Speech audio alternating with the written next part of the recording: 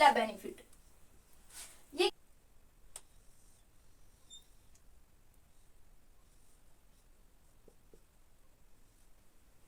ये एक पत्ता है। अब जब ये इस पत्ते ने विकास किया होगा, जब ये पत्ता बड़ा होगा, तो इसने मिट्टी में से कितने सारे न्यूट्रिएंट्स लिए होंगे, उतने जितने की इसको आवश्यकता थी। यानी कि 16-17 तरह के जितने भी न्यूट्रिएंट्स होते हैं वो इस पत्ते के पास में है जब ये बन करके तैयार हुआ है। सभी तरह के न्यूट्रिएंट्स, नाइट्रोजन,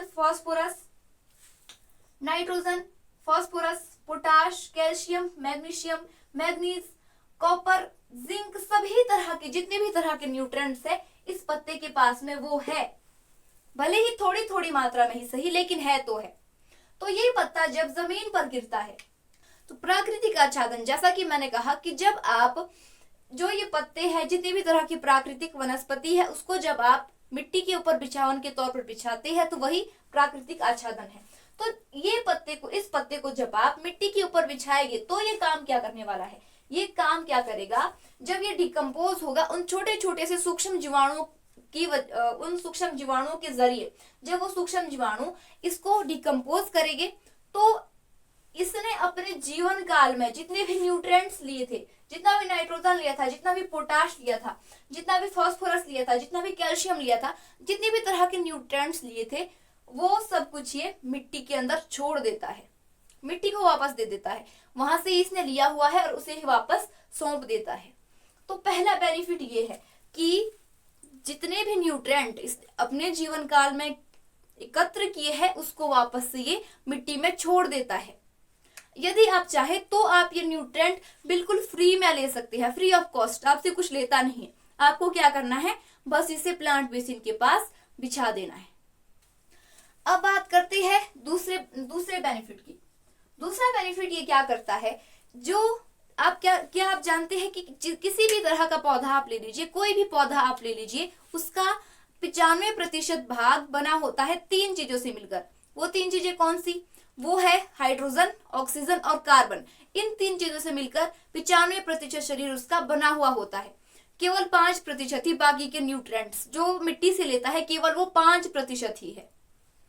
तो ये क्या करता है, जब आप इसको आच्छादन के तौर पर बिछावन करते हो प्राकृतिक वनस्पति का, तो इसने अपने जीवन काल में जितना भी जैविक कार्बन लिया होगा, कहां से, इन्वायरमेंट में से कार्बन डाइऑक्साइड लेता है, ये तो आप जानते ही होंगे। कार्बन डाइऑक्साइड लेता है, उसका कार्बन बनता है, और जब वो डिकम्पोज होता है तो वो जितना भी कार्बन इसने शरीर में अपने एकत्र किया है, ये पौधा जब बना था उस टाइम इसने क्या किया, इसने इन्वायरमेंट में से कार्बन डाइऑक्साइड लिया और कार्बन डाइऑक्साइड लिया, और जब ये यहां से हमने इसे हटा करके इसका बिछावन किया मिट्टी के ऊपर, तो जितना भी कार्बन इसके पास था वो ये सब कुछ दे देता है मिट्टी को सौंप देता है, जैविक कार्बन। और जो मिट्टी स्वस्थ होती है, जो मिट्टी हेल्दी होती है, जो मिट्टी उपजाऊ होती है, उसका जैविक कार्बन भी बढ़िया होता है। यानी कि जिस मिट्टी का जैविक कार्बन ठीक है, जैविक कार्बन की मात्रा मिट्टी में यदि ज्यादा है तो वो मिट्टी बहुत ज्यादा उपजाऊ होती है। तो जैविक कार्बन कहाँ से मिलेगा, जैविक कार्बन मिलेगा आच्छादन करने से, प्राकृतिक आच्छादन करने से। तो दूसरा बेनिफिट ये है। अब बात करते हैं तीसरे बेनिफिट की। तीसरा बेनिफिट क्या है, ये जब आप देखते होंगे जब बहुत तेज बारिश होती है, आपने देखा होगा जब मूसलाधार बारिश होती है उस समय क्या होता है, उस समय होता ये है जब वो बारिश की बूंदें बहुत जोर से, बहुत स्पीड से आती है और नीचे जमीन पर गिरती है बहुत स्पीड से, तो जो मिट्टी के ऊपरी सतह पर ह्यूमस बना हुआ है, जो मिट्टी के ऊपरी सतह पर सूक्ष्म जीवाणु है जो वहां पर काम कर रहे हैं, कुछ एक न्यूट्रिएंट है जमीन की ऊपरी सतह पर, उसको भी बहा करके वो ले जाता है। इसका सबूत क्या है, देखिए जब ऊपर से पानी आ रहा होता है उस समय वो बिल्कुल प्यूरिफाइड होता है, वो कोई भी मटमैला नहीं होता, बिल्कुल साफ पानी होता है। लेकिन जब वो फ्लड बह करके जा रहा होता है, जब वो बाढ़ में बह करके जा रहा होता है, तो बिल्कुल गंदा पानी होता है, मिट्टी वाला पानी होता है। तो वो कैसे, वो जो बहा करके ले जा रहा है वो होता है ये ह्यूमस, जो हमने बड़ी मेहनत से अपने खेत में हमने ये बनाया हुआ होता है, इसको बहा करके ये ले जाता है। तो ऐसे में यदि देखिए होता क्या है, ये है मिट्टी और ये हमने इसके ऊपर ह्यूमस का निर्माण कर रखा है और कुछ एक पोषक तत्व भी यहाँ पर है और कुछ एक सूक्ष्म जीवाणु भी यहाँ पर है। तो ऐसे में क्या हुआ कि काले काले से बादल आए और बहुत तेज बारिश हुई, बहुत मूसलाधार बारिश हुई और स्पीड से ऊपर से बूंद गिर रही है पानी की, बहुत ज्यादा तेजी से गिर रही है। और जैसे यहाँ पर वो गिरती है तो ये जो ह्यूमस है, सूक्ष्म जीवाणु है, पोषक तत्व है मिट्टी की ऊपरी सतह पर, इसको भी ये बहा करके ले जाता है अपने साथ ही।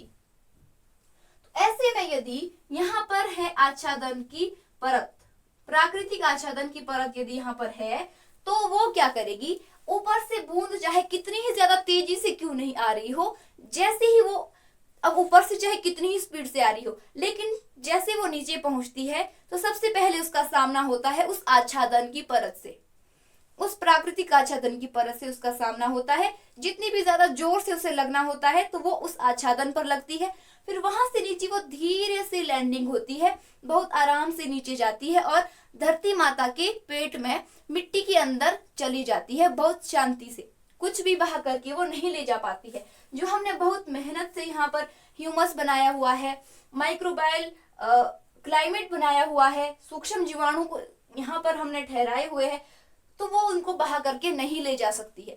तो ये बेनिफिट है आच्छादन का। आच्छादन के जरिए ह्यूमस, सूक्ष्म जीवाणु, पोषक तत्व मिट्टी के साथ बहने से बच जाते हैं जब मूसलाधार बारिश होती है। तो ये तीसरा बेनिफिट इसका है। समझते हैं चौथा बेनिफिट क्या है। चौथा बेनिफिट क्या है, देखिए किसी भी तरह का बीज है, कितने आप चाहे कोई भी बीज ले लीजिए, उसको बढ़ने के लिए, इसको ग्रो होने के लिए किसकी आवश्यकता होती है, उसको ग्रो होने के लिए होती है सूर्य की किरणों की आवश्यकता, सूर्य के प्रकाश की आवश्यकता। तो देखिए जो वीड होता है यानी कि जो खरपतवार होती है, वो क्या करती है, उसके भी तो बीज होते होंगे, खरपतवार के भी तो बीज होते हैं। तो यदि आच्छादन है, यदि मिट्टी की सतह पर आच्छादन है, तो जो वीड है यानी कि खरपतवार के जो वो बीज है, सूर्य यहाँ पर है, ये सूर्य है और इसकी किरणें, यदि यहाँ पर आच्छादन है तो इसकी किरणें यहाँ इन वीड के बीज तक नहीं पहुंच पाती है, खरपतवार के बीज तक नहीं पहुंच पाती है, जिस वजह से ये खरपतवार उग नहीं पाते हैं, जिस वजह से आपका जो प्लांट बेसिन, आपका जो तौलिया है वो वीड फ्री, खरपतवार फ्री रहता है, उसमें खरपतवार नहीं आती है। तो ये भी इसका एक बेनिफिट है। बात करते हैं पांचवें बेनिफिट की। पांचवा बेनिफिट ये क्या करता है, देखिए जब मिट्टी के नीचे पानी जाता है, ये मिट्टी की परत है और बारिश हुई तो बारिश का जो पानी है वो यहाँ पर संग्रहित होता है, मिट्टी के नीचे यहाँ पर संग्रहित है। अब ये है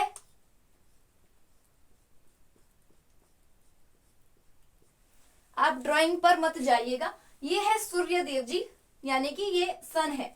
तो जब इसकी किरणें यहाँ पर पड़ती है, जब इसकी किरणें डायरेक्ट धरती पर पड़ती है तो धरती तपती है, धरती तपती है तो जो ये जो पानी है मिट्टी के नीचे, ये भाप बन के ऊपर की ओर उड़ना शुरू होता है, स्टार्ट होता है। तो ये जो ऊपर की ओर उड़ रहा है इसे कहते हैं हम नमी, ये ऊपर की ओर नमी उड़ रही है। तो ऐसे में यदि यहाँ पर आच्छादन है किया हुआ, वो भी प्राकृतिक आच्छादन, प्राकृतिक वनस्पतियों का आच्छादन यदि यहाँ पर किया हुआ है तो इससे क्या होगा, सूर्य तो बराबर तपेगा और ये भाप बन के नमी ऊपर की ओर भी उड़ेगी।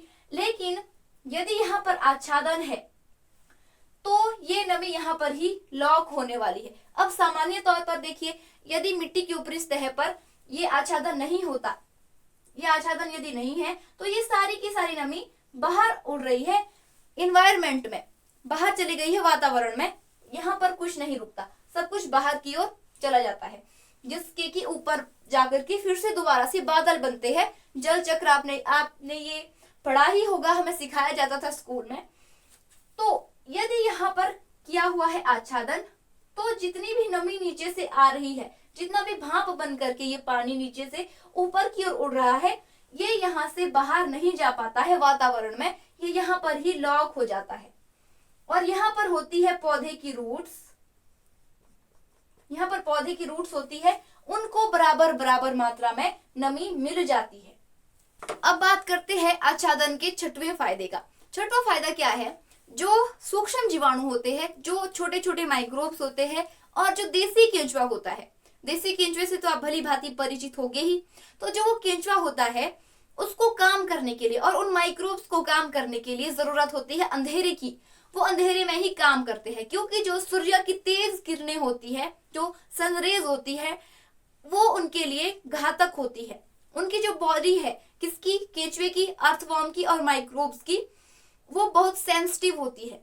डायरेक्ट जो सन रेज उन पर पड़ती है वो उसको सहन नहीं कर पाते हैं, तो इसलिए उन्हें काम करने के लिए अंधेरा चाहिए, छायादार वातावरण चाहिए।